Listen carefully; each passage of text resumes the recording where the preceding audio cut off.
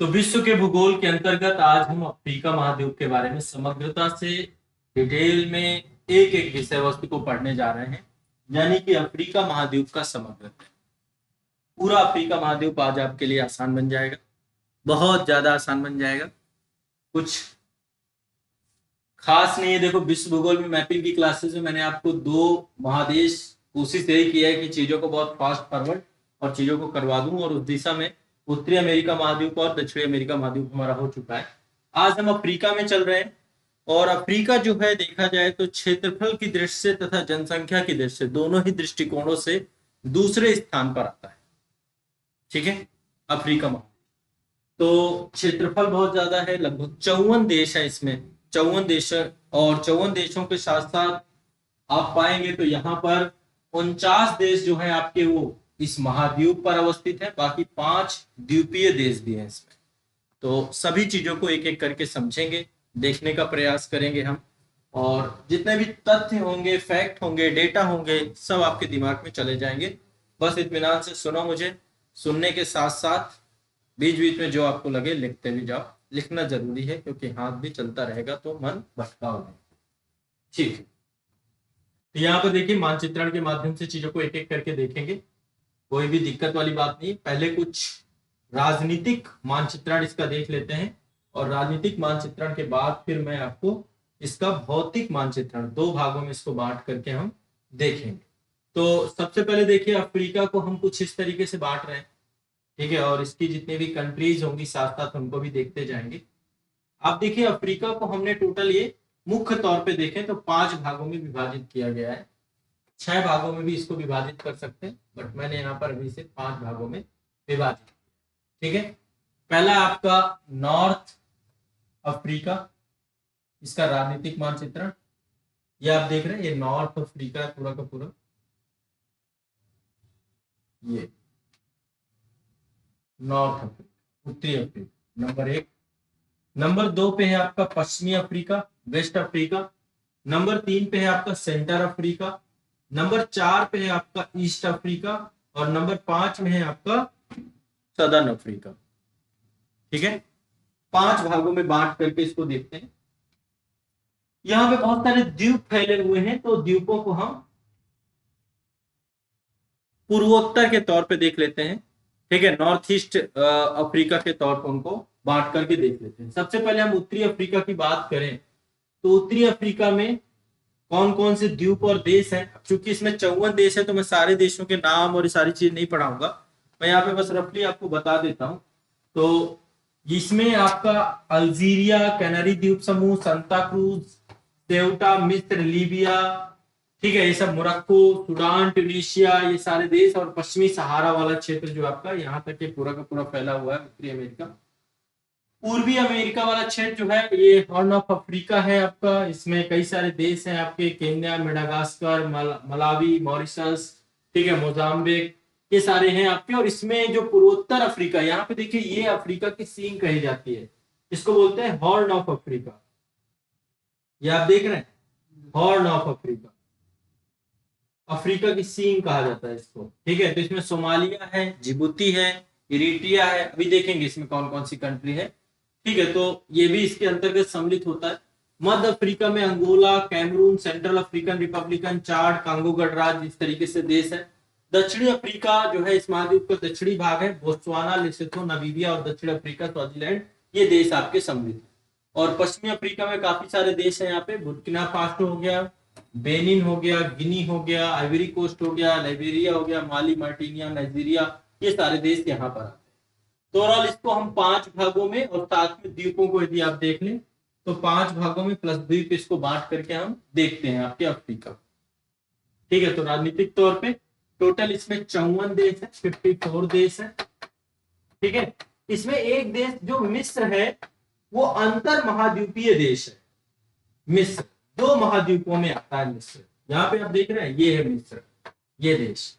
Suez नहर जो है इसको, ये 2 भागों में है, अफ्रीका प्लस एशिया। अफ्रीका में भी है और एशिया में है इसका कुछ। ठीक है, अभी हम देखेंगे उसको भी, मैं मिस्र को जूम करके आपको दिखाऊंगा। तो ये जो है आपका पहली बात, इसको अंतर महाद्वीपीय देश एकमात्र देश है ये जो दो महाद्वीपों में फैला हुआ। एक और है आपका जो यूरेशिया में, जिसको हम कहते हैं रसिया, यूरोप और एशिया दोनों में है। तो मिस्र भी उसी तरीके से एशिया, अफ्रीका, और तो इसका मुख्य जो क्षेत्र है वो अफ्रीका में ही पड़ता है। इसकी राजधानी जो काहिरा है। तो क्षेत्रफल और जनसंख्या की दृष्टि से कितने नंबर पे है ये? दूसरे नंबर पे है। एकमात्र महाद्वीप जहां से तीनों रेखाएं होकर के गुजरती हैं। एकमात्र ये वाला मानचित्र देखिए, ट्रॉपिक ऑफ कैंसर यानी कर्क रेखा, कर्क रेखा भी होकर के जाती है इससे। दूसरा है आपका इक्वेटर विषुवत रेखा, 0 degree, 23.5 degree north, 23.5 degree north, 23.5 degree south, ठीक है, और 0 डिग्री। और ये ट्रॉपिक ऑफ कैप्रिकॉर्न, मकर रेखा, तीनों रेखाएं होकर के जाती, ठीक है। एक चीज और इसके बारे में, इसका ज्यादातर हिस्सा जो है वो क्या है आपका? उत्तरी गोलार्ध में है ज्यादातर हिस्सा। कहां पर है इसका ज्यादातर हिस्सा? उत्तरी गोलार्ध। दक्षिण गोलार्ध में 1/3 हिस्सा है और 2/3 हिस्सा इसका उत्तरी गोलार्ध में पड़ता है, अफ्रीका महादेश का, ठीक है। एकमात्र महादेश जो चारों गोलार्धों में पड़ता है। चारों गोलार्धों में कैसे, मैं एक बार दिखा देता हूं। ये आपका 0 डिग्री मानक समय रेखा है, ठीक है। ये आपका 0 डिग्री इक्वेटर है। अफ्रीका आपका इसमें पड़ता है, फर्स्ट, सेकंड, थर्ड, फोर्थ, ये 4 गोलार्ध है आपके, ठीक है। ये पहला गोलार्ध आपका उत्तरी पूर्वी गोलार्ध है, ये गोलार्ध आपका उत्तरी पश्चिमी गोलार्ध है, ये आपका दक्षिणी पश्चिमी गोलार्ध है, और ये आपका दक्षिणी पूर्वी गोलार्ध है। तो अफ्रीका आपका चारों गोलार्धों में आता है। तो एकमात्र महादेश जो कि चारों गोलार्धों में अवस्थित है। मानव जीवन का विकास सर्वप्रथम इसी महादेश में हुआ, अफ्रीका में। मानव जीवन का विकास सबसे पहले कहां हुआ? अफ्रीका महादेश में हुआ। इस कारण से इसको मानव जाति का पालना कहा जाता है। क्या कहा जाता है? मानव जाति का पालना। किसको? अफ्रीका को कहा जाता है, ठीक है। ये महादेश अब पठारी महादेश है, यहाँ पे पठार बहुत ज्यादा है, ठीक है। और यहाँ पे के पठारी क्षेत्र से यहाँ की नदियां जलप्रपात बहुत ज्यादा बनाती है, ठीक है। जलप्रपात यहाँ, इसलिए इस महादेश में सबसे ज्यादा जल विद्युत उत्पादन क्षमता है। जल विद्युत उत्पादन क्षमता इस महादेश की सर्वाधिक है। लेकिन यह महादेश विकास के दृष्टिकोण से बहुत पिछड़ा हुआ है। अभी इस महादेश में संभावनाएं तो बहुत है, पर अभी इसका दोहन न्यूनतम हुआ है। तो इसलिए इसको अंध महादेश कहा जाता है, जहां पे विकास हुआ ही ना हो, जो विकास की प्रारंभिक अवस्था में हो। तो अफ्रीका को अंध महादेश के तौर पे भी जाना जाता है, ठीक है। तो एक ये आपको ध्यान रखना है। तो पहला पॉइंट, क्षेत्रफल जनसंख्या के आधार पर विश्व का दूसरा सबसे बड़ा महादेश। ऐसा महादेश जहां से तीनों रेखाएं गुजरती हैं। टोटल इसमें देशों की संख्या कितनी है? 54। 49 देश मुख्य भूमि पर हैं और 5 देश द्वीपीय देश हैं। अच्छा, अफ्रीका का सबसे बड़ा देश कौन सा है?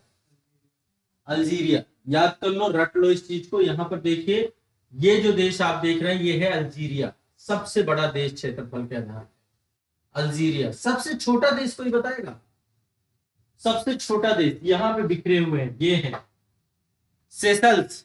सबसे छोटा देश है सेशल्स, ये है आपकी, ये यहाँ पे सेशल्स ये देश है, इक्वेटर से के दक्षिण में। तो सबसे बड़ा देश जो है यहाँ का क्षेत्रफल के आधार पे अल्जीरिया, सबसे छोटा देश क्षेत्रफल के आधार पे सेशल्स। सबसे बड़ा देश कौन सा है जनसंख्या के आधार पे?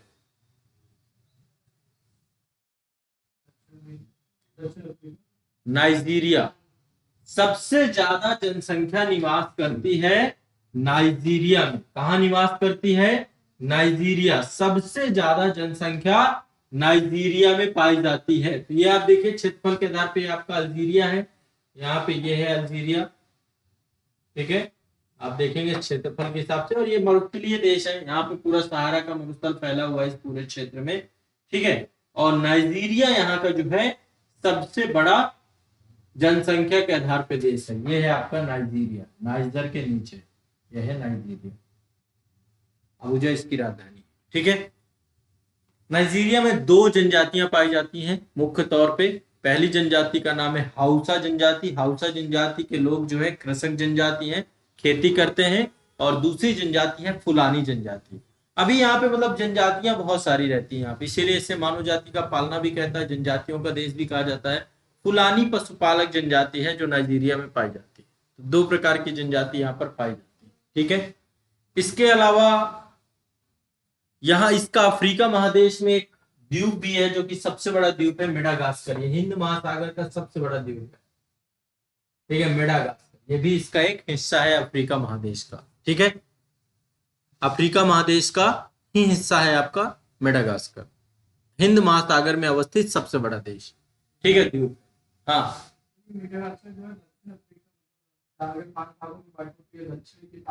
ये पूर्वी पूर्वी पूर्वी में इसको लिया जाता है, पूर्वी अफ्रीका के तौर पे इसको ले। अब देखो यहाँ पे एक देश है मोजाम्बिक, यहाँ पे देखिए एक देश है मोजाम्बिक। तो मोजाम्बिक और मेडागास्कर के बीच में जो जलराशि, इसको बोलते हैं मोजाम्बिक चैनल। क्या बोलते हैं? Mozambique channel. तो मोजाम्बिक देश के पूर्व में हिंद महासागर अवस्थित है, मोजाम्बिक और मेडागास्कर के बीच में आपका मोजाम्बिक चैनल अवस्थित है, ठीक है। तो ये भी आपको ध्यान में रखना। इसके बाद अब इसको लेकर के कुछ इसका भौतिक विभाजन और भौतिक विभाजन से लेकर के बहुत सारे प्रश्न आपके बनते हैं, जैसे अफ्रीका के पर्वत, अफ्रीका की नदियां। तो देखो अफ्रीका में भौतिक तौर पे यदि आप अफ्रीका को देखोगे तो ये आपका जो है ये है अफ्रीका।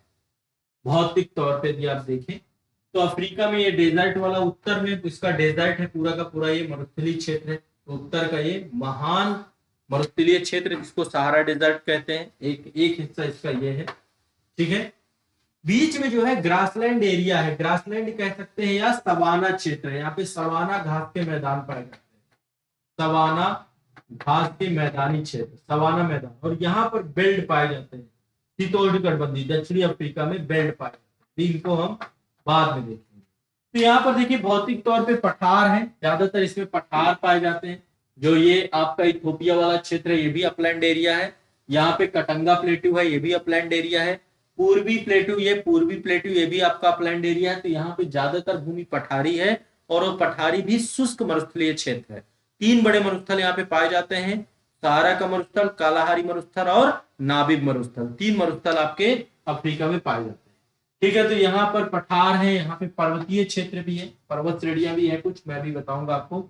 रेगिस्तान ज्यादातर है यहाँ पे, नदियां भी हैं और द्वीप भी है। नदियां भी यहाँ पे बहुत सारी पाई जाती हैं, चाहे वो कांगो नदी हो, जेम्बेजी नदी हो, या फिर जो है यहाँ पे नील नदी जो यहाँ की प्रमुख नदियों में से एक है। तो एक एक करके अब सबको हम देखेंगे। तो भौतिक तौर पे अफ्रीका में हमें रेगिस्तान भी देखने को मिलता है, पठारी क्षेत्र ज्यादा है, और साथ ही यहाँ पे नदियां भी हैं, पर्वतीय क्षेत्र भी है। तो उच्चावच के दृष्टिकोण से यहाँ पे प्रॉपर उच्चावच देखने को पाया जाता है। अब चलिए अफ्रीका का एक बार जो है हम एक एक करके हिस्से देखते हैं, एक एक करके इसको समझने का प्रयास करते हैं।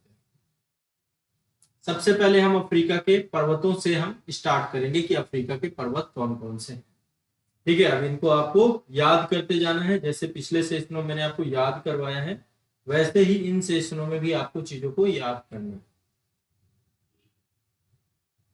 हाँ, ये है आपका पहला मानचित्र, इसको याद करिए अफ्रीका के पर्वत। यहाँ पे काउंटिंग डाल रखी है मैंने, काउंटिंग के हिसाब से ही हम, जैसे पिछली बार मैंने आपको याद कराया था और सबके बारे में बताता जाऊंगा। तो 7 नंबर आपको याद करने हैं टोटल, इसमें 7 काउंटिंग करनी है। पहला ये आपका है एटलस माउंटेन, ठीक है। एटलस माउंटेन ये एक नवीन बलित पर्वत है और ये यूरेशियन और अफ्रीकी प्लेट दोनों से मिलकर के बना हुआ है। सबसे यहाँ पे देखिए अल्जीरिया वाला क्षेत्र आपका, मोरक्को अल्जीरिया, तो ये भूमध्य सागर से लगा हुआ है एटलस पर्वत। नंबर 1 पहला पर्वत है एटलस। नंबर 2 यहाँ पर देखिए ये पूर्वी वाला क्षेत्र है, यहाँ पे लोमा पर्वत श्रेणी, लोमा पर्वत। नंबर 2 है लोमा पर्वत। नंबर 3 दक्षिण अफ्रीका में नीचे देखेंगे ये आपकी ड्रैंकर्सबर्ग। कौन सी है आपकी? ड्रैंकर्सबर्ग, ड्रैंकर्सबर्ग, ड्रैंकर्सबर्ग, ड्रैंकर्सबर्ग, ठीक है, ड्रैंकर्सबर्ग। नंबर 4 यहां पर देखेंगे, यहाँ पे एक पर्वत शिखर है जो कि अफ्रीका का सबसे ऊंचा पर्वत शिखर है, इसका नाम है किलीमंजारो। क्या नाम है? Kilimanjaro, Kilimanjaro. नंबर 5 है केन्या पर्वत, ये है आपका किलीमंजारो, किलीमंजारो। ये आपका नंबर 5 है केन्या पर्वत, केन्या पर्वत। और नंबर 6 आपका जो है वो है रुवेंजोरी, रुवेंजोरी, रुवेंजोरी, रुवेंजोरी। ठीक है। और नंबर 7 यहाँ पे तिविस्ती माउंटेन है। ठीक है, तो अब एक एक करके सबसे पहला एटलस, एटलस के बारे में मैंने बताया। एटलस पर्वत आपका नवीन बलित पर्वत है। ठीक है, यूरेशियन प्लेट, उत्तर में यूरेशियन प्लेट है और नीचे आपके अफ्रीकन प्लेट है। इन दोनों के आपस में अभिसरण से एटलस पर्वत का निर्माण हुआ है। ये 3 देशों में पर्वत है आपका, पहला मोरक्को, दूसरा अल्जीरिया, तीसरा ट्यूनेशिया। मोरक्को, अल्जीरिया, ट्यूनेशिया, इनमें ये एटलस माउंटेन आपका फैला हुआ है। तो एटलस पर्वत श्रेणी यहाँ पे एक मुख्य पर्वत श्रेणी है। ठीक है, इसकी सबसे ऊंची चोटी का नाम है टॉबकल, टॉबकल, सबसे ऊंची चोटी इसमें है टॉबकल, टॉबकल। सबसे हाईएस्ट पीक का नाम क्या है? टॉबकल। ठीक है, सबसे ऊंची चोटी ये है। इसमें बहुत सारे, इस पर्वत श्रेणी में बहुत सारे धातु खनिज पाए जाते हैं। यहाँ पर कच्चा लोहा पाया जाता है, सोना पाया जाता है, चांदी पाई जाती है, कॉपर पाया जाता है, सारी चीजें यहाँ पर पाई जाती है इस पर्वत श्रेणी में। ठीक है, पहली बात तो ये स्पष्ट है। दूसरा चलते हैं, दूसरे नंबर पे दूसरा पर्वत है आपका लोमा पर्वत।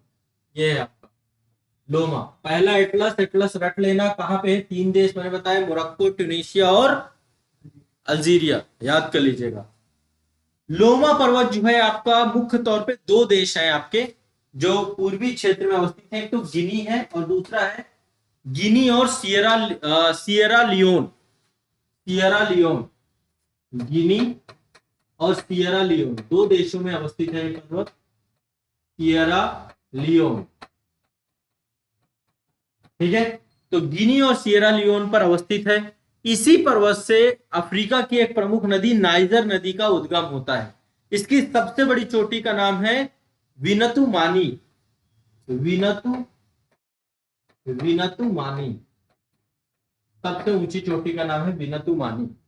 ठीक है, तो ये दूसरा पर्वत है आपका। 2 देश मैंने बताया, सियरा लियोन और गिनी में अवस्थित है, सियरा लियोन और गिनी में अवस्थित है। सबसे ऊंची चोटी का नाम है विनतु मानी और यहां से नाइजर नदी का उद्गम होता है, नाइजर नदी का उद्गम होता है।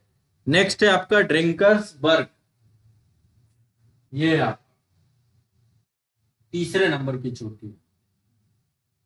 ठीक है, ड्रिंकर्सबर्ग, ड्रिंकर्सबर्ग।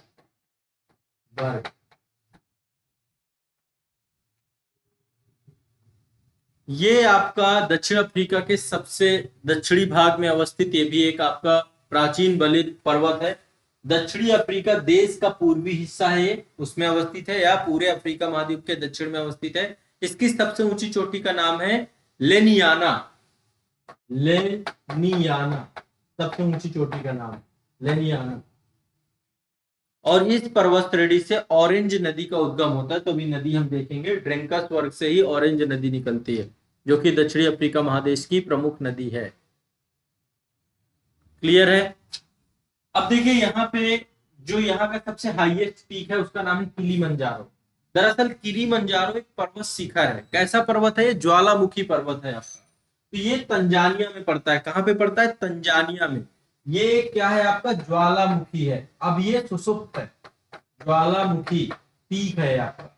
तो ये पर्वतों में से कुछ पर्वत आपके ज्वालामुखी पर्वत होते हैं। किलीमंजारो अफ्रीका का सबसे ऊंचा पर्वत है। लिख लो, क्वेश्चन 50 बार पूछा जा चुका है इसका।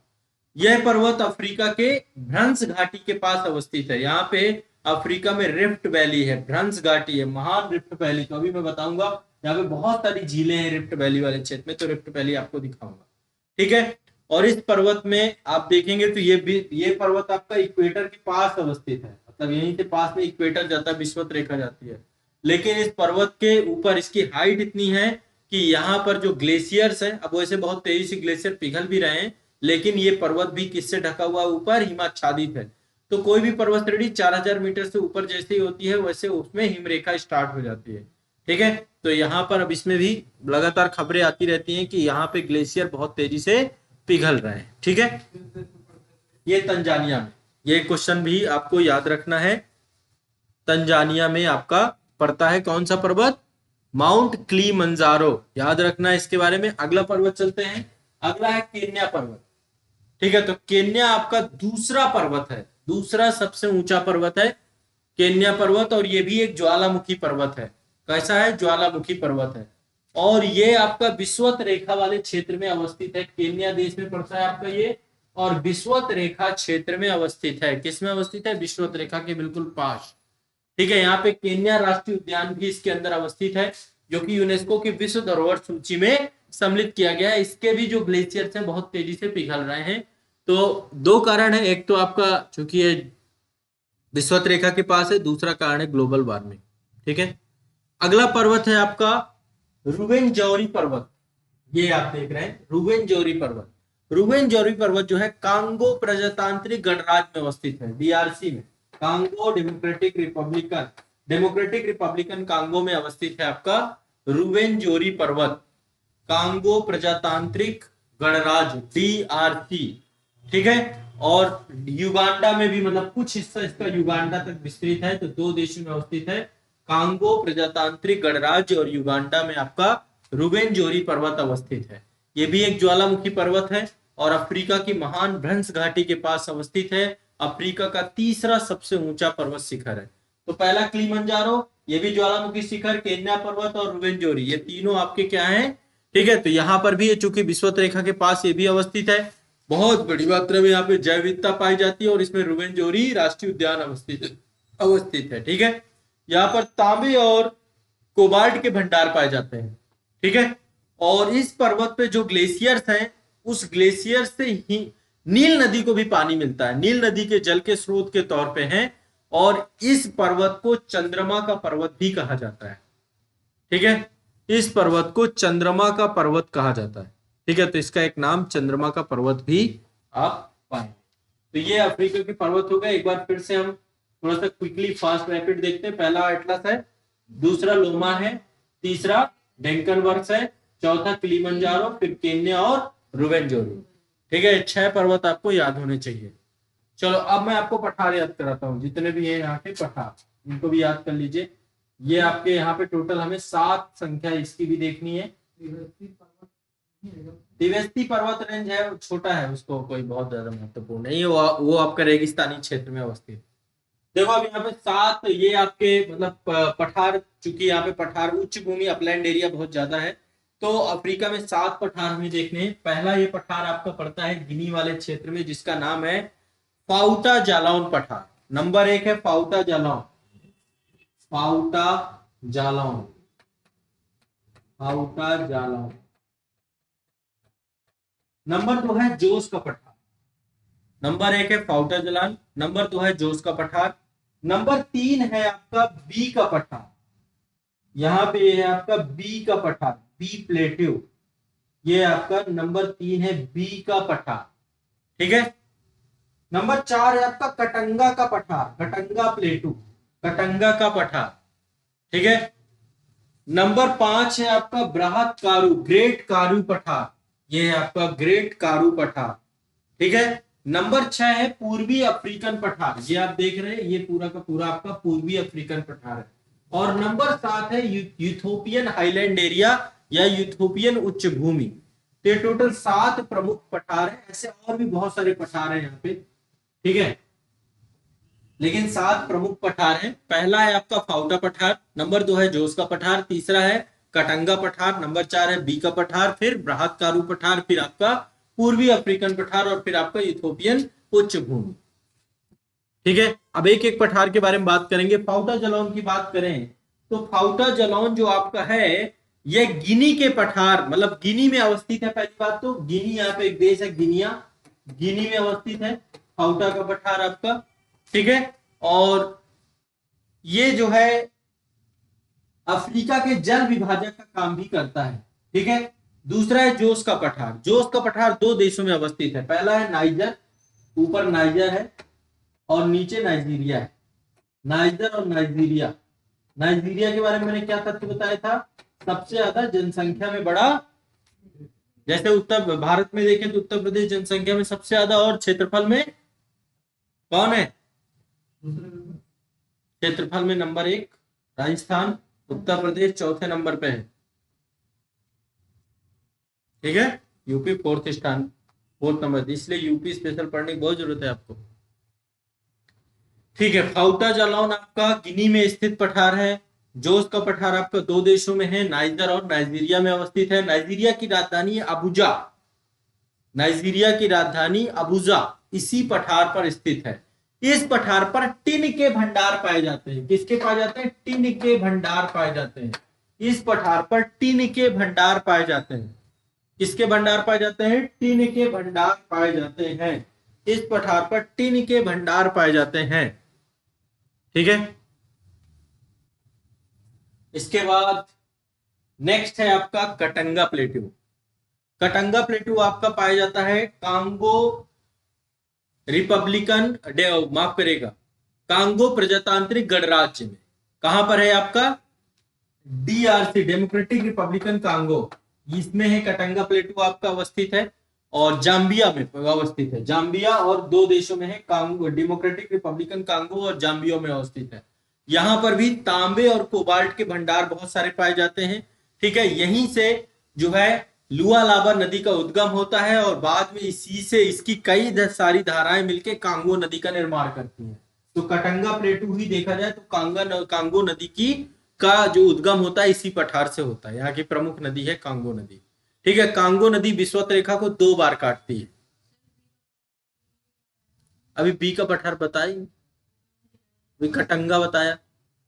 कटंगा 2 देशों में अवस्थित है। 2 देश कौन कौन से हैं? कांगो प्रजातांत्रिक गणराज्य और जाम्बिया। इसके बाद है बी का पठार। बी का पठार अंगोला में अवस्थित है। ये है बी का पठार, अंगोला में अवस्थित है आपका। कहां अवस्थित है? अंगोला में अवस्थित है। इस पठार में बॉक्साइट के भंडार पाए जाते हैं और इस पठार से जाम्बेजी नदी का उद्गम होता है। किस नदी का? जाम्बेजी नदी का उद्गम होता है। ठीक है, इसके बाद है आपका बृहत कारु का पठार। ये है नीचे आपका बृहत कारु। तो ये पठार भी आपका दक्षिण अफ्रीका में अवस्थित है। बृहत कारु कहां अवस्थित है? दक्षिण अफ्रीका में। बृहत कारु आपका दक्षिण अफ्रीका में अवस्थित है। यह पठार विषुवत रेखीय क्षेत्र में अवस्थित है। यहाँ पे वर्षावन एवं जैव विविधता पाई जाती है। और यहाँ पर जो है बृहत कारु ये है, तो ये आपका पाया जाता है दक्षिणी अफ्रीका में, पूरी तरीके से दक्षिणी अफ्रीका।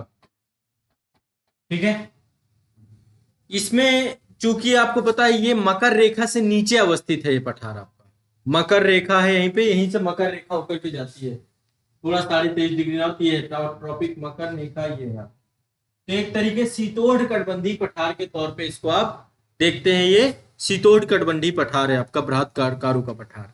इस पठार पर लावा की परत पाई जाती है। किसकी परत पाई जाती है? लावा की परत पाई जाती है यहाँ पर, क्योंकि ज्वालामुखी उद्भेदन के थ्रू ये पठार बना है और इसमें बहुत सारे खनिज पाए जाते हैं। हीरा की खानें पाई जाती हैं इस पठार में। दक्षिण अफ्रीका में हीरा सबसे ज्यादा पाया जाता है, तो बृहत कारु की पठार में ही हीरा की खानें पाई जाती है। ठीक है, अब आपका अगला पठार है पूर्वी अफ्रीकी पठार। पूर्वी अफ्रीकी पठार ये रहा आपका, ये पूर्वी अफ्रीकी पठार है। पूर्वी अफ्रीकी पठार, पूर्वी अफ्रीकी पठार विषुवत रेखा में अवस्थित है। अफ्रीका का सबसे बड़ा पठार है ये। अफ्रीका का सबसे बड़ा पठार है पूर्वी अफ्रीकी पठार। विषुवत रेखा में अवस्थित होने के कारण से यहाँ पे वर्षावन पाए जाते हैं, जैव विविधता यहाँ पे बहुत ज्यादा पाई जाती है। और इसी पठार पर अफ्रीका का सबसे ऊंचा पर्वत शिखर किलिमंजारो अवस्थित है। ठीक है, किलिमंजारो यही इसी पठार पर आपका अवस्थित है। ठीक है, तंजानिया वाले क्षेत्र में।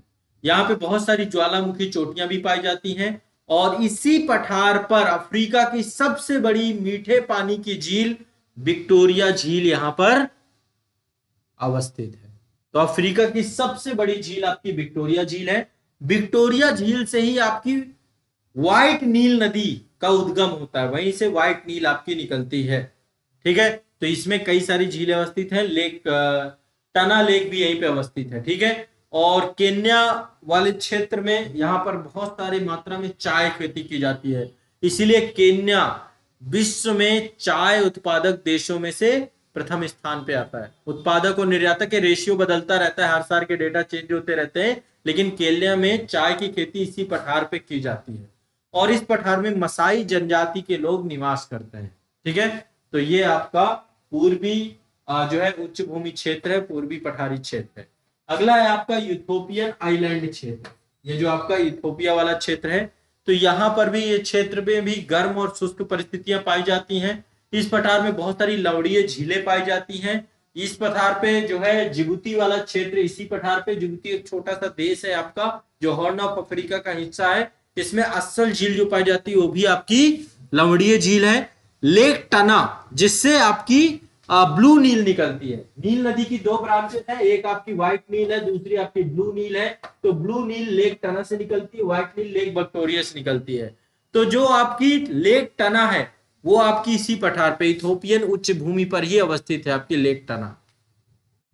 तो ये आपके टोटल कितने हो गए? 7 पठार मैंने बताया। फाउटा जलौन, दूसरा जोस का पठार, तीसरा कटंगा पठार, चौथा बी का पठार, पांचवा कारू ग्रेट कारू पठार, छठवां आपका पूर्वी उच्च भूमि और सातवां आपका इथोपियन हाईलैंड एरिया। कोई दिक्कत? ठीक है, ये पठार है, तुरंत अपने उसमें डालना है, मैच लगा लेना है, इतना आसान है, कुछ खास नहीं। ठीक है, अब अफ्रीका की झीलों में आ जाते हैं। थोड़ा सा यहाँ पे बहुत सारी झीलें पाई जाती हैं। देखिए ये अफ्रीका के रिफ्ट वैली है। ठीक है, ये अफ्रीका आपका कुछ समय बाद आने वाले समय पे आप देखोगे अफ्रीका का इतना हिस्सा, ये हिस्सा अलग हो जाएगा, ये हिस्सा इसका पृथक हो जाएगा। क्यों पृथक हो जाएगा? क्योंकि यहाँ पर नीचे जो है प्लेट गोतनी की गतिविधियां चल रही है। ये देखिए ये हिस्सा कट रहा है, यहाँ से ये पूरा का पूरा रिफ्ट टूट रहा है, ये हिस्सा, ये भ्रंश पड़ रहा है इस हिस्से में। इसी कारण इस क्षेत्र में आप देखते हैं बहुत सारे जो पर्वत शिखर है वो सब ज्वालामुखी पर्वत शिखर है, ज्वालामुखी दरारी उद्भेदन है। तो इस प्लेट के नीचे जो है प्लेट गतिकी की संचलन है और इसके परिणाम स्वरूप यहाँ पे देखिए कितनी सारी लेक बन चुकी हैं। नए लेक मतलब एक तरीके से समुद्री क्षेत्र का, नए समुद्री क्षेत्र का नए पानी, क्योंकि ये पूरा क्षेत्र क्या हो रहा है, आपस में कट रहा है और कट करके अलग हो रहा है। तो ये इसको बोलते हैं रिफ्ट वैली क्षेत्र। ठीक है, अफ्रीकन प्लेट, यहाँ पे देखिए कितनी सारी प्लेटें आपस में मिलती है। एक तो ये अफ्रीकन प्लेट है, ठीक है, ये सोमालियन प्लेट है आपकी, ये प्लेट अलग हो रही, पूरी की पूरी सोमालियन प्लेट यहाँ से अलग होकर के जा रही है। ये आप रेड कलर में जितना देख रहे हैं, इस पूरे क्षेत्र में प्लेट होतरी की गतिविधियों के कारण से यहाँ पर देखिए कितनी सारी झीलों का निर्माण हो गया है। यहाँ पे लेक अल्बर्ट है, यहाँ पे लेक एडवर्ड है, यहाँ पे लेक किवीयू है, ये लेक टंगानिका है, लेक मलावी है, लेक रुकिया है, लेक विक्टोरिया है, लेक मलावी है। इस तरीके से देखिए बहुत सारी यहाँ पे झीलों का निर्माण हो गया है। तो महान झील क्षेत्र वो आपका उत्तरी अमेरिका में पड़ता है, लेकिन रिफ्ट वैली क्षेत्र में झील ही झील है, यहाँ पर भी लगातार विकसित हो रही हैं, बनती चली जा रही हैं। तो अब बात करते हैं अफ्रीका की झीलों के बारे में। ठीक है, यहाँ पे मैं 3-4 झीलें ही प्रमुख बताऊंगा। पहली है लेक विक्टोरिया। ठीक है, क्वेश्चन कई बार लेक विक्टोरिया से आता है। लेक विक्टोरिया 3 देशों में अवस्थित है, 3 देशों की सीमा साझा होती है लेक विक्टोरिया से। पहली बात है विषुवत रेखा के पास अवस्थित है आपकी, ठीक है, इक्वेटर के पास देश अवस्थित है। ये 3 देशों में है आपकी युगांडा, केन्या और तंजानिया। युगांडा इनसे सीमा साझा करती है। क्वेश्चन पूछता है तंजानिया, तंजानिया प्लस केन्या, इनसे सीमा साझा करती है कौन सी लेक है आपकी? Lake Victoria. इनसे सीमा साझा करती है केन्या, युगांडा, तंजानिया से। ये अफ्रीका की सबसे बड़ी मीठे पानी की झील है और विश्व की दूसरी सबसे बड़ी मीठे पानी की झील है। ठीक है, विश्व की दूसरी सबसे बड़ी मीठे पानी की झील है और ये इसी झील से होकर के विषुवत रेखा गुजरती है। देखो ये आपकी भ्रंश घाटी में अवस्थित नहीं है, क्योंकि ये झील कहां पे अवस्थित है? देखो बीचों बीच में यहां अवस्थित है। भ्रंश घाटी की झीलें ये है आपकी, ठीक है, Lake Albert, Lake Edward, Lake Kivu, Lake Tanganyika, lake, तो ये आपकी ये लेक विक्टोरिया भ्रंश घाटी में अवस्थित है क्या? नहीं अवस्थित है, रिफ्ट वैली में नहीं अवस्थित है। ठीक है, और इसी लेक से ही श्वेत नील नदी का क्या होता है? उद्गम होता है। सफेद नील नदी या व्हाइट नील का उद्गम यहीं से होता है, इसी से।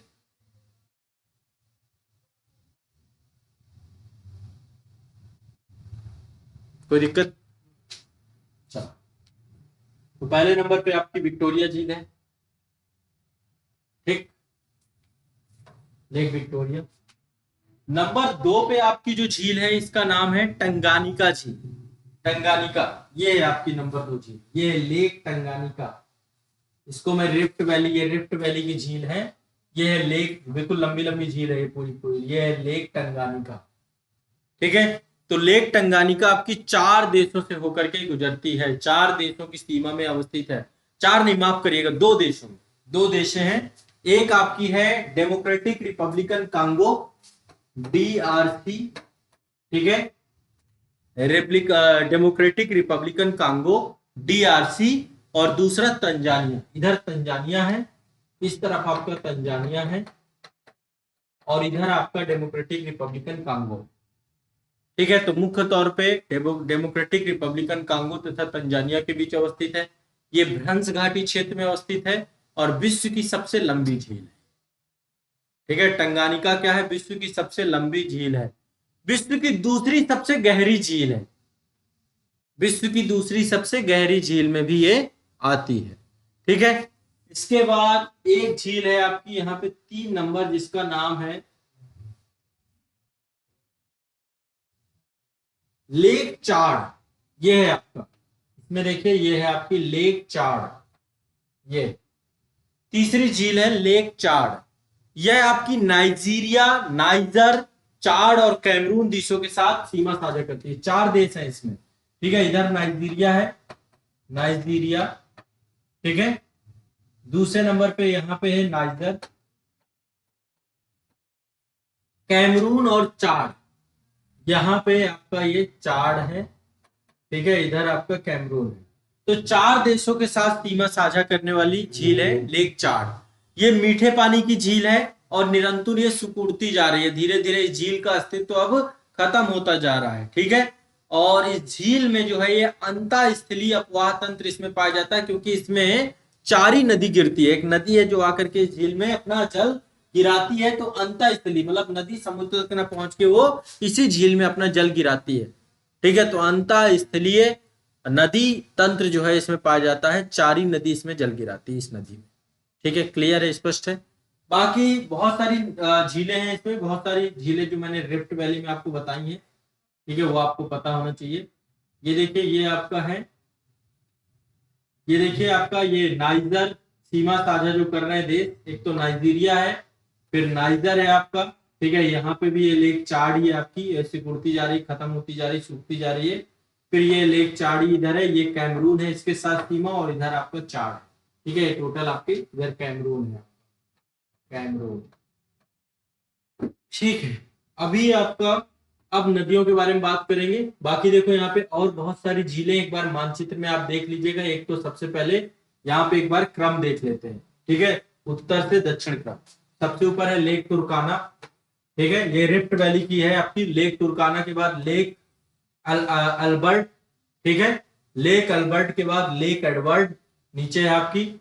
लेक अल्बर्ट के बाद आपका है लेक किवू, लेक क्यू के बाद है लेक तंजानिका। ये सब मानचित्रण में देखिएगा आप लोग, अपने मानचित्र में एटलस में खोल करके एक बार ये ही बार देखना है, फिर कोई दिक्कत नहीं है, आपको याद आ जाए, ठीक है। सबसे नीचे लेक मलावी है, ये आपकी है लेक मलावी, ठीक है।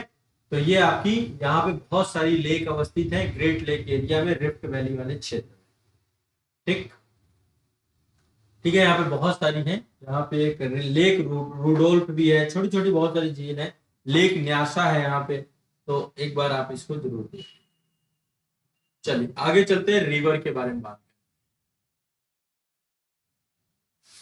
टोटल यहाँ पे 7 रिवर में याद कराऊंगा। अफ्रीका में टोटल 7 प्रमुख नदी है। पहला है यहाँ पे, पहले नंबर पे है बोल्टा नदी। यहाँ पे एक नदी है बोल्टा, भी बोल्टा के बारे में बताऊंगा, कहाँ से निकलती है कहाँ नहीं निकलती, बस याद कर लेना। नंबर 1 बोल्टा।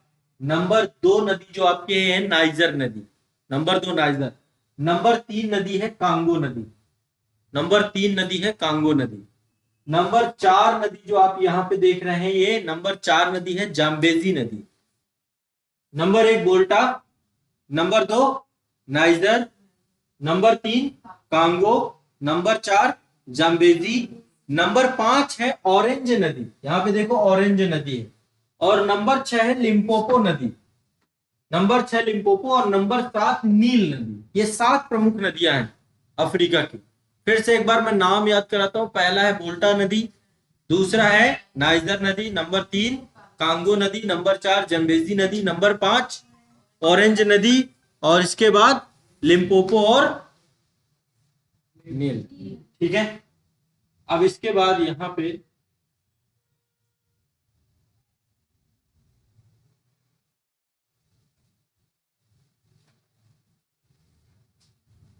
एक एक करके नदियों के बारे में देखते हैं। सबसे पहले बोल्टा नदी। बोल्टा नदी का जो उद्गम होता है यहाँ पे होता है आपका, ये नदी आपकी यहाँ पे उच्च भूमि वाला क्षेत्र है, पश्चिमी उच्च भूमि क्षेत्र में, एक गिनी की खाड़ी में, ये इसको बोलते हैं गिनी की खाड़ी। गिनी की खाड़ी खाड़ी तो इसका उद्गम होता है पश्चिमी उच्च भूमि क्षेत्र से।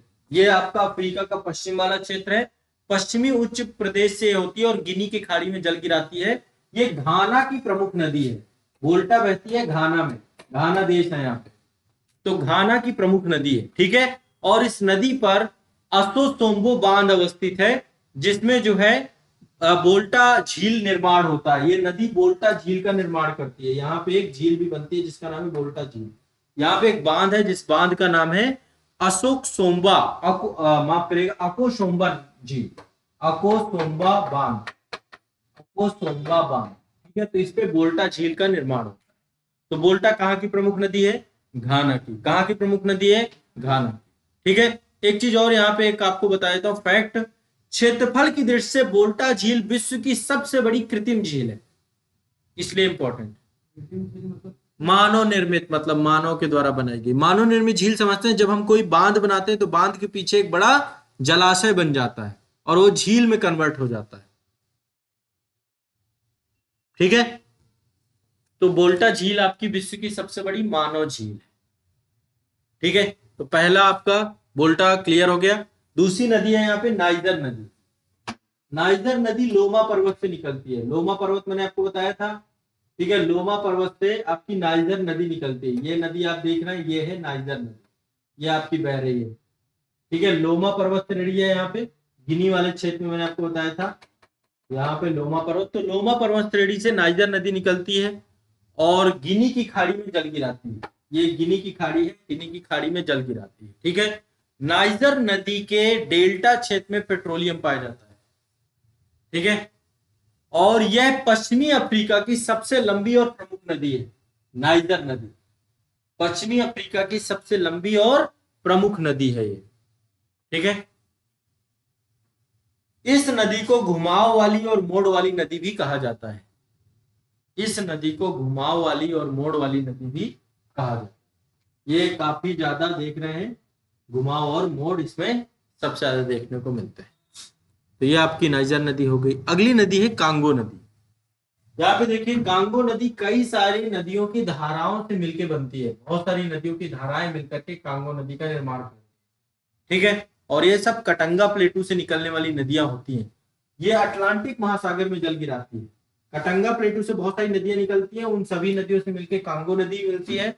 कांगो नदी विश्व की सबसे गहरी नदी है और दूसरी सबसे बड़ी नदी है अमेजोन के बाद। ठीक है, जिसमें जल की मात्रा बहुत ज्यादा है। तो विश्व की सबसे गहरी नदी कौन सी है? कांगो नदी। गहराई सबसे ज्यादा इस नदी में, और ये नदी दूसरी सबसे बड़ी नदी है। इस नदी में सबसे ज्यादा जल विद्युत उत्पादन क्षमता पाई जाती है और इसी नदी पर ग्रेट इंगा परियोजना भी निर्माण किया जा रहा है, जिसमें लगभग 40,000 मेगावाट जल विद्युत उत्पादन की क्षमता है। ये विश्व की सबसे बड़ी हाइड्रो पावर प्रोजेक्ट के तौर पे ये है। ठीक है, तो इस पे इंगा जल उत्पादन परियोजना चल रही, ग्रेट इंगा परियोजना, जिसमें 40,000 जल विद्युत उत्पादन क्षमता का निर्माण किया जाएगा। दूसरा, कांगो नदी विषुवत रेखा को 2 बार काटती है। विषुवत रेखा को पहली बार, फिर नीचे वो उतरती है दूसरी बार। विषुवत रेखा को 2 बार। भारत में भी एक नदी है माही नदी। माही नदी विषुवत कर्क रेखा को 2 बार काटती है। ठीक है, और इस नदी को जायरे नदी भी कहा जाता है। इसका दूसरा नाम है जायरे, कांगो जायरे भी बोलते हैं इसको। तो कभी जायरे नदी, कांगो जायरे पूछता है तो एक ही बात है। ठीक है, माही नदी नहीं, तापी नदी तो आपकी नर्मदा के नीचे भ्रंश घाटी में बहती है, सूरत उसके किनारे बसती है। सतपुड़ा के दक्षिण में। तो अब जो है आपका इसके नदी बेसिन में, कांगो नदी के नदी बेसिन में पिग्मी जनजाति रहती है। पिग्मी जनजाति विश्व की सबसे छोटी जनजाति है, हाइट बहुत कम है, पेड़ों पर घर बना के रहते हैं पिग्मी लोग। ठीक है, विश्व की सबसे छोटी जनजाति है। तो पिग्मी जनजाति यहाँ पर निवास करती है कांगो नदी बेसिन में। ठीक है, दूसरी नदी है आपकी जाम्बेजी नदी। अगली नदी है आपकी जैम्बेजी, ये देख रहे हैं जाम्बेजी नदी। तो जाम्बेजी नदी जो है आपकी, इस नदी का उद्गम जो है वो आपका बी के पठार से होता है। जाम्बेजी नदी यहीं पर बी का पठार था, मैंने आपको बताया था, बी के पठार से इसका उद्गम होता है। और ये नदी जो है मोजाम्बिक चैनल में जाके गिरती है। ये देखिए यहाँ पे मैंने आपको बताया था मोजाम्बिक चैनल है, मेडागास्कर और मोजाम्बिक के बीच में। तो बी के पठार से निकलती है, मोजाम्बिक चैनल पे गिरती है, जाम्बिया और जिम्बाब्वे के बीच की सीमा भी बनाती है। ठीक है, जाम्बिया और जिम्बाब्वे के बीच की सीमा भी बनाती है नदी जाम्बेजी नदी। इस नदी पर करीबा बांध बना है, करीबा बांध, जिसपे करीबा झील का निर्माण होता है। ठीक है, आयतन के दृष्टिकोण से करीबा झील विश्व की सबसे बड़ी मानव निर्मित झील है। आयतन के हिसाब से, वॉल्यूम के हिसाब से, तो वॉल्यूम के हिसाब से करीबा झील विश्व की सबसे बड़ी मानव निर्मित झील है। इस नदी पर, जम्बेजी नदी पर ही विक्टोरिया जलप्रपात है, जो विश्व का सबसे चौड़ा जलप्रपात है। ठीक है, तो जम्बेजी नदी पर ही विक्टोरिया जलप्रपात है आपका, विक्टोरिया जलप्रपात विश्व का सबसे चौड़ा जलप्रपात। बताएं कोई दिक्कत हो? ठीक है, विश्व का सबसे चौड़ा जलप्रपात है। इसके बाद नेक्स्ट है आपकी ऑरेंज नदी। ये हो गई जाम्बिया नदी। जाम्बिया नदी के बाद ऑरेंज नदी। ये देख रहे हैं ऑरेंज नदी कहां से निकलती है? ड्रैंकस वर्ग पर्वत श्रेणी से निकलती है। यहाँ पे ड्रैंकस वर्ग पर्वत श्रेणी मैंने आपको बताई थी अभी, वहां से ये नदी आपकी निकलती है, अटलांटिक महासागर में जल गिराती है। ये अटलांटिक महासागर में इसका मुहाना है। दक्षिण अफ्रीका की प्रमुख नदी है ये, और दक्षिण अफ्रीका की सबसे लंबी नदियों में से एक भी ऑरेंज नदी है। और यह नदी जो है, यहाँ पे नामीबिया है एक देश, तो नामीबिया और दक्षिण अफ्रीका की सीमा बनाती है ये। ठीक है, नामीबिया और दक्षिण अफ्रीका की सीमा बनाती है आपकी ऑरेंज नदी। ठीक है, इसकी सबसे प्रमुख सहायक नदी वाल नदी है। वाल इसकी सबसे प्रमुख सहायक नदी है। इसके बाद है आपका लिम्पोपो, लिम्पोपो नदी। ये है आपकी लिम्पोपो। जाम्बिया के बाद यहाँ पे है लिम्पोपो, ऊपर जाना है। तो लिम्पोपो नदी मकर रेखा को 2 बार काटती है। चलो 3 फैक्ट आपके हो गए। पहला, कर्क रेखा को 2 बार काटने वाली नदी माही नदी। विषुवत रेखा को 2 बार काटने वाली नदी, अभी बताया, कांगो नदी। और मकर रेखा को 2 बार काटने वाली नदी लिम्पोपो नदी। लिम्पोपो नदी मकर रेखा को 2 बार काटती है, और यह नदी दक्षिण अफ्रीका, बोत्सवाना और जिम्बाब्वे, इन तीनों के बीच सीमा बनाती है। ठीक है, तो इनकी बॉर्डर बनाते हुए नदी बहती है आपकी दक्षिण अफ्रीका, बोत्सवाना और जिम्बाब्वे। ठीक है, लिम्पोपो नदी, और ये भी आपकी हिंद महासागर में जल गिराती है। अगली नदी आपकी नील नदी, विश्व की सबसे लंबी नदी है।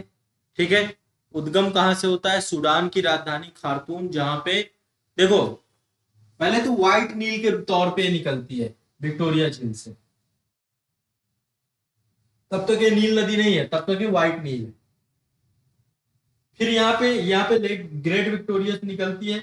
यहाँ पे लेक टना है, लेक टना से निकलती है आपकी, इथोपिया वाले क्षेत्र में है लेक टना। लेक टना से निकलती है ब्लू नील।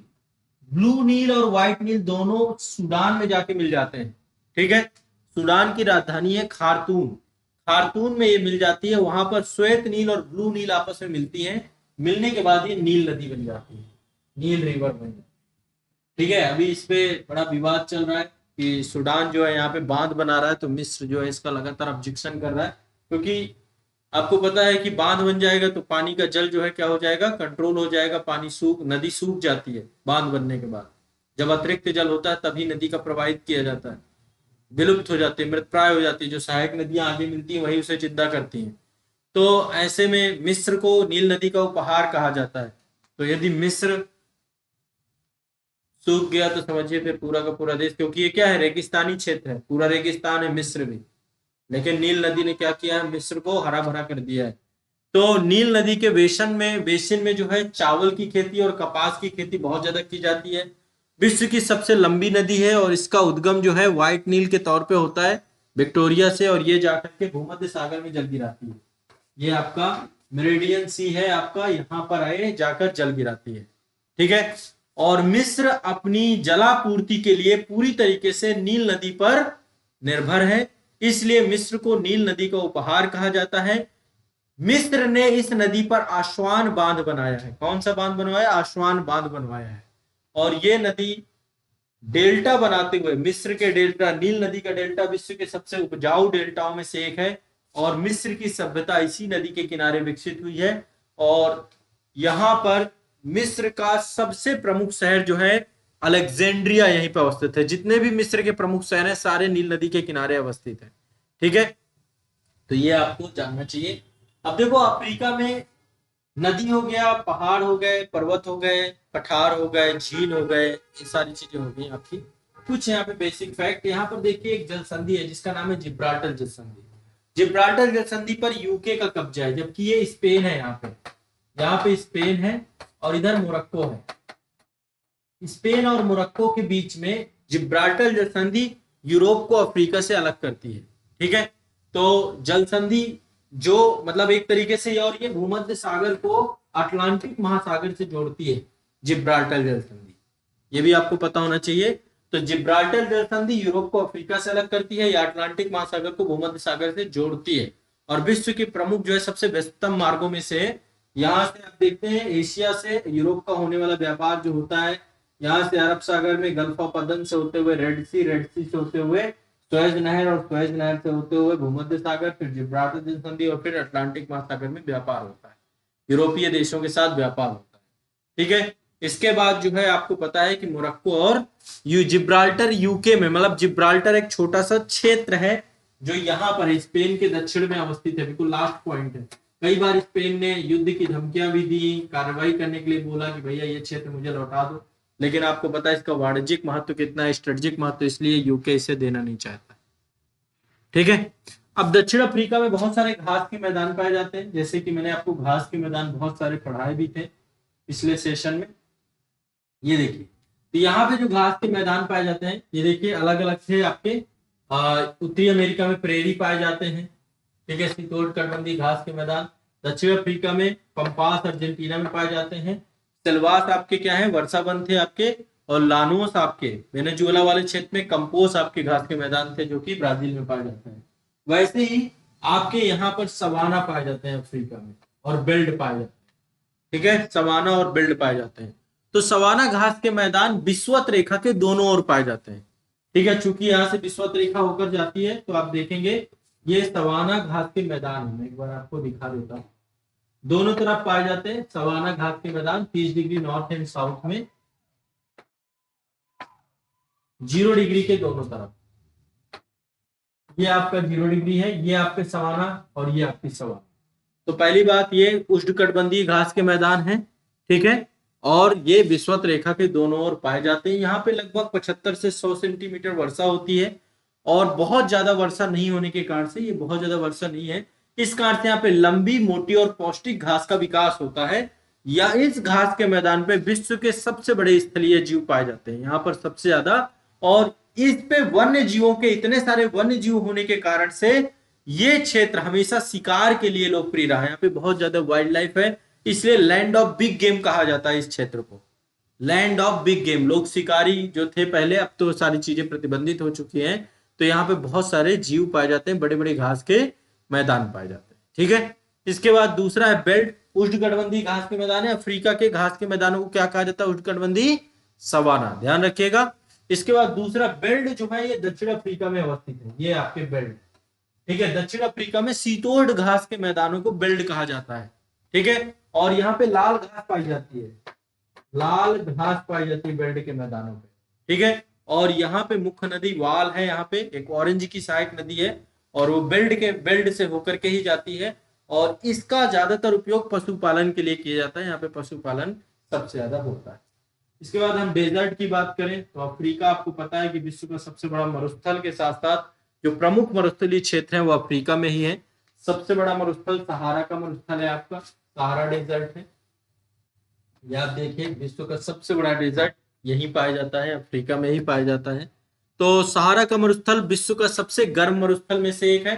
ठीक है, एकमात्र मरुस्थल जो महाद्वीप के पश्चिम हिस्सा में भी है, पूर्व हिस्से में भी है, पश्चिम में भी है, पूर्व में भी है। तो इसका विस्तार पूर्व से लेकर पश्चिम तक है, विश्व का एकमात्र मरुस्थल है। और यह मरुस्थल अफ्रीका के 11 देशों में विस्तृत है। कहां पर स्थित है? 11 देशों में स्थित है। यह एक पथरीला मरुस्थल है, यहाँ पे रेतीला नहीं है, पथरीला मरुस्थल है, पथरीला मरुस्थल है। आप यदि मेरा एक वीडियो देखें, भारत दर्शन का पहला वीडियो, उसमें मैंने आपको बताया था मरुस्थल के प्रकार, वो मैंने थार से पढ़ाया था वीडियो। ठीक है, तो हमादा का इसमें कई सारे, और इस मरुस्थल में लाल मिट्टी पाई जाती है, लाल मृदा, रेड सॉइल जो है यहाँ पे सबसे ज्यादा पाई जाती है। और इसमें कई सारी जनजातियां रहती हैं, तुआरेग जनजाति, बेनुई जनजाति, ये सारी जनजातियां यहाँ पर निवास करती हैं। पशुपालन इनका मुख्य कार्य है। यहाँ पर बहुत ज्यादा उच्च, विश्व का सबसे ज्यादा उच्च तापमान, लीबिया चूंकि यहीं पर पड़ता है आपको ऊपर लीबिया, तो लीबिया में एक जगह है जिसका नाम है अजीजिया, अजीजिया में विश्व का सबसे ऊंचा तापमान पाया जाता है, तापमान अभी तक रिकॉर्ड किया गया। ठीक है, तो ये आपका अल अजीजिया एक जगह है। सहारा डेजर्ट के बारे में कुछ बातें हो गई। दो डेजर्ट और हैं, एक है कालाहारी यहाँ पे और तीसरा है नाबिब डेजर्ट। तीन प्रमुख डेजर्ट है। कालाहारी डेजर्ट आपका बोत्सवाना में पड़ता है। कहाँ पड़ता है? बोत्सवाना, मुख्य तौर पे ये आपका बोत्सवाना में अवस्थित है। रेतीला डेजर्ट है आपका ये। ठीक है, बोत्सवाना देश में अवस्थित है। कैसा देश, कैसा डेजर्ट है आपका? रेतीला डेजर्ट है। और इस मरुस्थलीय क्षेत्र में बुशमैन, कालाहारी में जो जनजाति पाई जाती है उसका नाम है बुशमैन, बुशमैन जनजाति यहाँ पे निवास करती है। ठीक है, बुशमैन जनजाति यहाँ पर निवास करती है। इसके बाद है आपका नाबिब, नाबिब, ये आपका नाबिब डेजर्ट। ठीक है, तो नाबिब डेजर्ट आपका नबीबिया में अवस्थित है, नबीबिया में अवस्थित है ये डेजर्ट आपका। और ये भी आपका रेतीला मरुस्थल है। इसका निर्माण बेंगुला धारा, यहाँ पे ठंडी जलधारा जाती है, बेंगुला धारा। मैंने कल आपको उत्तरी अमेरिका वाले में बताया था कि जब आपको सोनेरान और मुजावे डेजर्ट बताया था, तो ठंडी जलधारा यहाँ पे वर्षा नहीं होने देती है। कारण क्या है? क्योंकि हवा भी ठंडी हो जाती है, ठंडी हवा भारी होती है, हाई प्रेशर जोन बनता है, वो नीचे बैठने का प्रयास करती है। तो इसलिए यहाँ पे जहां भी ठंडी जलधारा जाएगी वहां पे मरुस्थल होगा। इसीलिए आमतौर पे महाद्वीपों के पश्चिमी तटों पर मरुस्थल पाए जाते हैं।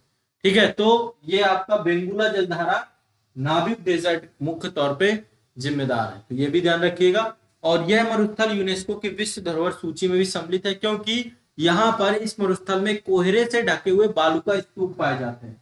ठीक है, जो ठंडे मतलब कोहरे से ढके होते हैं पूरी तरीके से, बड़े बड़े बालू का स्तूप यहाँ पर पाए जाते हैं। तो तीन डेजर्ट मुख्य तौर पे कौन कौन से हो गए? एक तो आपका सहारा डेजर्ट है, दूसरा आपका कालाहारी है, और तीसरा नाबिब डेजर्ट। ठीक है, 11 देशों में विस्तृत है आपका सहारा, कालाहारी आपका बोत्सवाना क्षेत्र में, नाबिब आपका नामीबिया में। कोई दिक्कत? ठीक है, अब चलते हैं हॉर्न ऑफ अफ्रीका की बात करते हैं। हॉर्न ऑफ अफ्रीका की चर्चा हुई थी, ये देखिए ये अफ्रीका की सींग है। इसमें 4 देश हैं आपके, पहला इथोपिया, दूसरा सोमालिया, ठीक है, ये पूरा सोमालिया है आपका। ठीक है, एक देश है जिबूती, छोटा सा देश है पिंटूसा, और यहाँ पे ये है इरिट्रिया, इरिट्रिया। तो लाल सागर चले गया, गल्फ ऑफ अडन है आपका, और यहाँ पे आपका इंडियन ओशन, हिंद महासागर है। तो 4 देश है इसमें, ध्यान रखना है। इथोपिया, सोमालिया, जिबूती और इरिट्रिया। ठीक, ध्यान रखिएगा। यहाँ पे आप देखिए मिस्र वाला जो क्षेत्र है, कहाँ है? मिस्र। हाँ, ये देखिए सुएज नहर है, सुएज नहर, ये आप देख रहे हैं लाल सागर है, इधर सऊदी अरब है, इधर आपका इजिप्ट है, मिस्र है, ये बीच में लाल सागर है, अडन की खाड़ी इसको अरब सागर से जोड़ती है। यहाँ पे देखिए ये वाला पूरा का पूरा क्षेत्र, ये आपका सुएज नहर, ये बिल्कुल बनाया गया है। तो मिस्र का कुछ हिस्सा आपका ये आधा मिस्र एशिया में पड़ता है, एशिया में है, और बाकी का मिस्र आपका इजिप्ट आपका इधर पड़ता है। ठीक है, क्लियर है? तो सुएज नहर का निर्माण 1869 में किया गया था, और मुख्य तौर पे उद्देश्य यही था कि जलमार्ग की उपस्थिति हो जाए। 1869 में सुएज नहर बनाई गई थी, लाल सागर को भूमध्य सागर से जोड़ती है, अंतरराष्ट्रीय जलमार्ग है। और इसमें नहर जो है पोर्ट सईद को पोर्ट सुएज से जोड़ती है। दो पोर्ट हैं, दो बंदरगाह हैं, पोर्ट सईद है यहाँ पे नीचे, और फिर पोर्ट आपका यहाँ पे ये सुएज, पोर्ट सुएज है, और यहाँ पे पोर्ट सईद है। ये दो पोर्ट है, दो बंदरगाह है। एक बंदरगाह ये है पोर्ट सुएज सईद, और यहाँ पे पोर्ट सुएज। तो इन दोनों को आपस में जोड़ती है। बहुत पतली है ये। अभी बीच में आपने खबर देखी होगी, पिछले साल 2021 में एक जहाज जो है, चीन का जहाज जाकर के इसमें पूरा टेढ़ा हो गया था, लंबा जहाज था, और उससे पूरा सुएज नहर बंद हो गया था। हाँ, पूरी तरीके से ब्लॉक कर दिया था पूरा रास्ता। तो उसको कई दिन लग गए थे उस जहाज को सीधा करने में और उसको अलग करने में। तो सुएज नहर जो है पोर्ट सईद को पोर्ट सुएज से जोड़ती है। इस नहर का नियंत्रण जो है मिस्र के द्वारा किया जाता है। इसका राष्ट्रीयकरण भी किया गया। मिस्र की गवर्नमेंट, पहले इसमें ब्रिटेन का काफी लंबे समय तक आधिपत्य रहा, बाद में जो है ये फिर मिस्र की गवर्नमेंट के द्वारा इसको पूरी तरीके से क्या किया जाता है, ठीक है, कंट्रोल किया। तो हॉर्न ऑफ अफ्रीका से जुड़ी हुई बातें थी आपकी।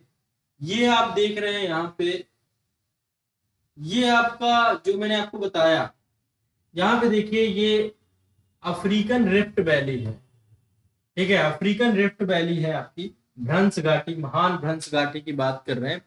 तो ये पूर्वी क्षेत्र में है, पूर्वी अफ्रीकी भ्रंश घाटी। तो ये भ्रंश घाटी अरब प्रायद्वीप और पूर्वी अफ्रीका में अवस्थित है। ये अरब प्रायद्वीप है आपका, और ये आपका पूर्वी अफ्रीका, पूर्वी अफ्रीका में आपका ये अवस्थित है। ये आपका जो है पूरा का पूरा सीरिया वाले क्षेत्र से स्टार्ट होती है। सीरिया आपका पड़ता है एशिया में, वहां से भ्रंश घाटी स्टार्ट होती है, फिर मृत सागर होते हुए, लाल सागर होते हुए पूर्वी अफ्रीका में मोजाम्बिक देश तक है, यहां तक है पूरी पूरी रिफ्ट वैली। तो अब आने वाले समय पे आप देखेंगे मानचित्र, अभी नहीं मतलब 1000 साल बाद मानचित्र से ये क्षेत्र अलग हो चुका होगा। धीरे धीरे ये क्षेत्र आपका, तो विश्व की सबसे लंबी भ्रंश घाटी है, 6000 किलोमीटर लंबी है ये, ठीक है। और इस भ्रंश घाटी में बहुत सारी झीलें पाई जाती हैं, चाहे लेक टंगानिका हो, लेक एडवर्ड हो, तुर्काना हो, न्यासा हो, रुडोल्फ हो, सारी मैंने आपको बताई, ठीक है। तो यहाँ पे बहुत सारी झील भी पाई जाती हैं। बहुत सारी इस भ्रंश घाटी में ज्वालामुखी अवस्थित है, चाहे माउंट क्लीमंजारो है, चाहे माउंट केन्या हो, चाहे माउंट रुवेंजोरी हो, सारे के सारे यहाँ पर पाए जाते हैं, ठीक है। तो ये आपको इससे जुड़ी हुई कुछ, ठीक है। यहाँ पे अभिसरण हो रहा है, यहाँ पे एक प्लेट है आपकी, सोमालियन प्लेट है, इधर अफ्रीकन प्लेट है, नूबियन प्लेट है। ये प्लेटें आपस में दूर जा रही है एक दूसरे से। ये प्लेट इधर जा रही है, ये प्लेट इधर जा रही है, 5 सेंटीमीटर प्रतिवर्ष, हाँ, खत्म हो रही, धीरे धीरे ये हटती जा रही। तो ये प्लेटों का अभिसरण हो रहा है, एक दूसरे से दूर जाने के कारण से ये स्थिति विकसित हो रही है। क्लियर है, स्पष्ट है, ठीक है। चलिए, अब जो है आपका ये अफ्रीका महाद्वीप से जुड़ी हुई कुछ महत्वपूर्ण बातें थी। इतनी बातें आपको पता होनी चाहिए। कुछ लिस्टिंग है, एक लिस्टिंग देख लेता हूं, उस लिस्टिंग के बाद हम टॉपिक को खत्म। हाँ, देखिए यहाँ पे बहुत सारी जनजातियां पाई जाती हैं अफ्रीका महाद्वीप में। हौसा जनजाति नाइजीरिया में पाई जाती है, हिम्बा जनजाति नामीबिया में पाई जाती है, पिग्मी जनजाति कांगो जायरे में पाई जाती है, मैंने बताया था कांगो नदी बेसिन में। हत्तू जनजाति रवांडा में पाई जाती है, जुलू जनजाति साउथ अफ्रीका में पाई जाती है, फुलानी जनजाति नाइजीरिया में पाई जाती है, संबुरु जनजाति केन्या में पाई जाती है, टुटसी जनजाति रवांडा में पाई जाती है, बोअर जनजाति साउथ अफ्रीका में पाई जाती है, मसाई जनजाति केन्या या तंजानिया में पाई जाती है, और बुशमैन आपके कालाहारी मरुस्थल या बोत्सवाना क्षेत्र में पाई जाती है, ठीक है। तो बहुत सारी जनजातियां पाई जाती है, Hausa, Himba, pygmy, हत्तू, Julu, फुलानी, संबुरु, टुटसी, bore, Masai और बुशमैन। बोअर आपकी साउथ अफ्रीका में पाई जाने वाली जनजाति। क्लियर है, ये बहुत सारी जनजातियां, इनकी लिस्ट आपको याद रखनी चाहिए, ठीक है। बाकी घास के मैदान मैंने आपको बता दिए, 2 घास के मैदान है, बेल्ट और वॉक के सवा। बाकी यहाँ पे देखो बहुत सारी स्थानीय पवनें चलती हैं, ठीक है। एक पवन यहाँ पे चलती है हरमट्टन पवन। हरमट्टन पवन मतलब स्थानीय पवन, लोकल विंड जो चलती है। हरमट्टन पवन को डॉक्टर विंड भी कहा जाता है, और एक गर्म पवन होती है। ऐसे ही यहाँ पे सिरोक्को पवनें चलती हैं जो कि भूमध्य सागर से आती हैं। तो भूमध्य सागर से जब आती हैं, यहाँ से भूमध्य सागर से इटली की तरफ जाती है, माफ करिएगा, सहारा के मरुस्थलों में सिरोक्को पवनें बहती हैं। जो सहारा के डेजर्ट पे बहुत सारी पवनें बहती हैं। एक तो हरमट्टन मैंने आपको बताया, गिनी की खाड़ी की तरफ बहती है आपकी, तो डॉक्टर विंड इसको कहते हैं। और इधर से हरमट्टन पौने बहती है, तो यहाँ से रेत ले जाती है और रेत ले जाकर के इटली में जब बारिश होती है भूमध्य सागर के पानी के साथ, तो वहां पे लाल कलर की रेत जब नीचे गिरती है तो लाल वर्षा के तौर पे भी जानी जाती है। सिरोक्को पौने पाई जाती है, हरमट्टन पौने पाई जाती है यहाँ पे। ठीक है, तो ऐसे करके कुछ प्रमुख स्थानीय पौने यहाँ पाई जाती है। तो ये आपका जो है महत्वपूर्ण जो है आपके अफ्रीका से जुड़ी हुई चीजें थी। लगभग मैंने सारे टॉपिक आपके यहाँ पे कवर किए, जो जो जरूरी होते हैं, जो जो चीजें पूछी जाती हैं या जो जो चीजें पूछी गई हैं। ठीक है, बाकी विषुवत रेखा 6200 से होकर के गुजरती है। ठीक है, पहला है गैबोन, दूसरा है कांगो, फिर तीसरा है कांगो प्रजातांत्रिक रिपब्लिकन, फिर युगांडा, फिर केन्या, फिर सोमालिया। फिर से एक बार बता रहा हूँ, गैबोन यहाँ पे एक बार देख ही लेते हैं। ठीक है, ये आपका गैबोन है, गैबोन के बाद कांगो है, कांगो डेमोक्रेटिक रिपब्लिकन कांगो है 3, इसके बाद युगांडा जस्ट बगल में है, एक केन्या और ये सोमालिया। 6 देशों से आपका क्या गुजरती है, विषुवत रेखा, आपको पता होना चाहिए। तो ये आपका हो गया। दक्षिणी अफ्रीका में 2 देश हैं जो कि दक्षिण अफ्रीका महादेश के अंदर ही, एक तो आपका लेसेथो है यहाँ पे और दूसरा है स्वाजीलैंड। लेसेथो और स्वाजीलैंड 2 देश ऐसे हैं जो कि दक्षिणी अफ्रीका महादेश के अंदर स्थलरुद्ध है। ठीक है, ये भी ध्यान रखिए। हाँ, कुछ पूछ रहे थे, किस? सोमालिया। ठीक है, फिर से एक बार बता देता हूं, गैबोन, कांगो, कांगो प्रजातांत्रिक रिपब्लिकन, युगांडा, केन्या और सोमालिया। सब चीजें मानचित्रण में आप एक बार एटलस लेके बैठ जाओगे, अब जितनी चीजें मैंने आपको बताई ये सब रिकॉल हो जाएंगी और सब चीजें एटलस में आपको दिखेंगी। ठीक है, तो ये आपका अफ्रीका महाद्वीप का जो है डिटेल अध्ययन आपका कंप्लीट होता है इससे। अब कुछ चीजें और देखो, हर चीज में कुछ ना कुछ जोड़ने की चीजें होती हैं, तो एक बार मानचित्र देखना, जो चीजें ना आपको लगे नई मिले तो उनको भी देख लेना। लगभग मैंने सारे टॉपिक छुए हैं जो अफ्रीका से जुड़े हुए हैं। ठीक।